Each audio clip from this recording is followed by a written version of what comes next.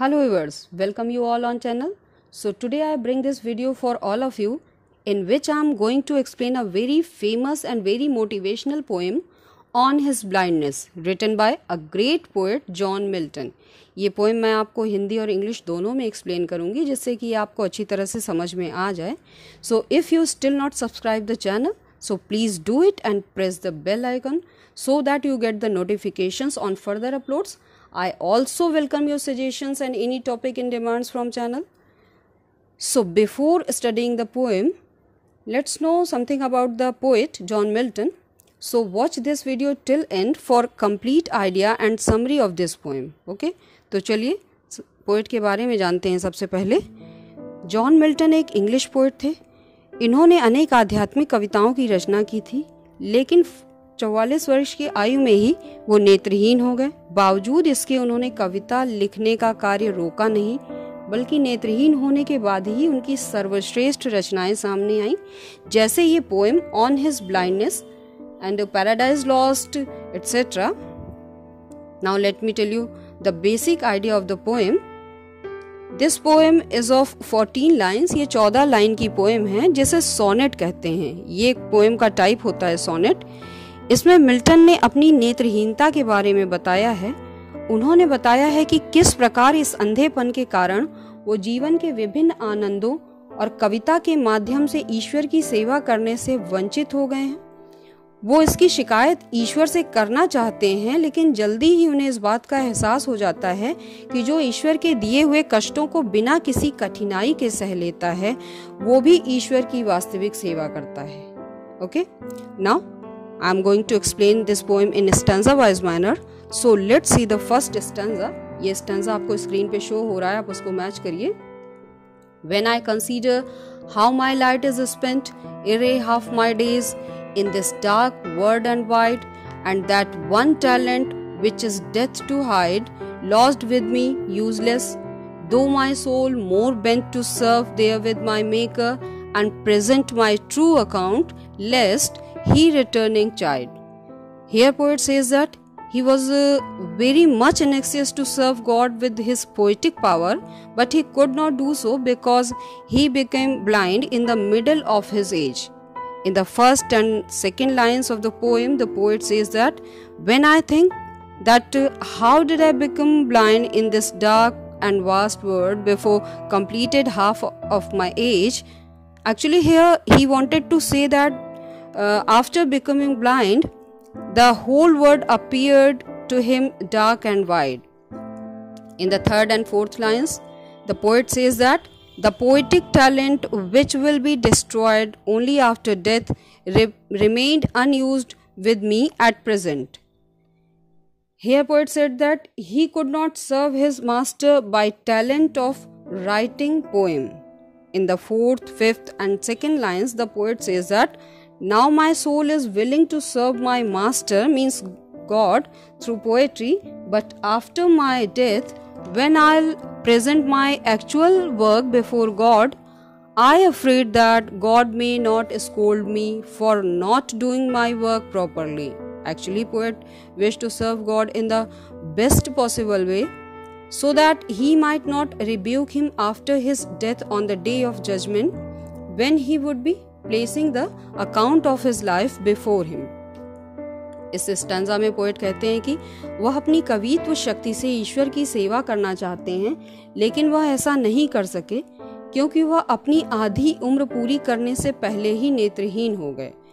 First and second line में देखिए, इसमें पोएट कहते हैं कि जब मैं विचार करता हूँ कि अपनी आधी उम्र व्यतीत होने से पहले ही इस अंधकारपूर्ण और विस्तृत संसार में मैं किस प्रकार अंधा हो गया हूँ। लाइन्स मैच करिए। व्हेन आई कंसीडर, जब मैं विचार करता हूँ, how my light is spent, किस प्रकार मैं अंधा हो गया। Array half my days, array means before half my days, मतलब अपनी आधी उम्र पूरी करने से पहले। In this dark world and wide, इस विस्तृत और अंधकारपूर्ण संसार में।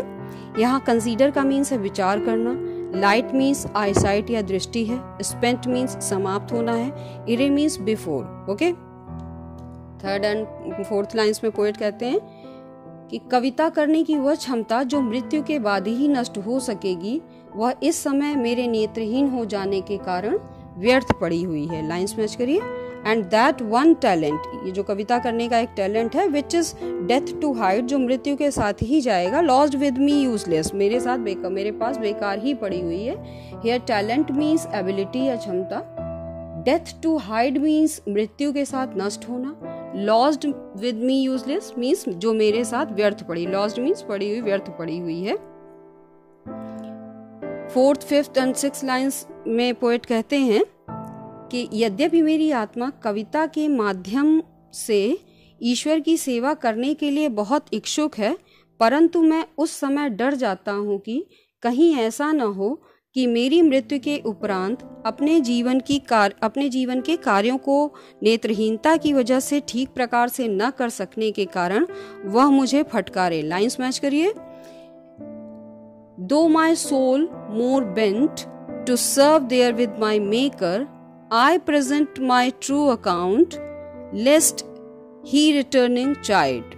Means पोएट कह रहे हैं कि वह ईश्वर की सेवा अपनी पूर्ण सामर्थ्य के अनुसार करना चाहते थे, ताकि मृत्यु के बाद हिसाब के दिन ईश्वर उस समय उन्हें बुरा भला न कहें, जब वह उसके सामने संसार में दिए हुए कार्यों का विवरण दें। यहाँ पे आप देखिए, बेंट मीन्स विलिंग हो गया, therewith means by writing poems यानी कविता के माध्यम से, maker means creator, account means कार्यों का ब्यौरा, मेरे कार्यों का ब्यौरा पोएट के लिए है, लेस्ट मीन्स कहीं ऐसा ना हो, चाइल्ड मीन्स रिब्यूक, डांटना। Okay, now look at the second stanza, match करिए stanza. Doth God exact day labour, light denied, I fondly ask, but patience to prevent that murmur soon replies, God doth not need either man's work or his own gifts, who best bear his mild yoke, they serve him best. In this stanza, poet wanted to say that he has become unable to make the best use of his poetic talent by composing poems. He shows that willingness and desire to serve God is as good as real service. In the 7th and 8th lines, the poet pointed out that, then I foolishly ask a question to God that will God expect me to work which can be done in daylight even when he has taken my eyesight? Means whether God expected hard work from a blind man. In the 8th, 9th and 10th lines, the poet says that patience console me that very moment so that I may not complain, and patience also replies me that God neither needs man's work nor the talent or gifts which he has provided to mankind. Now, in the 11th lines, poet says that those who do not complain of hardship and suffer silently do the best service to God.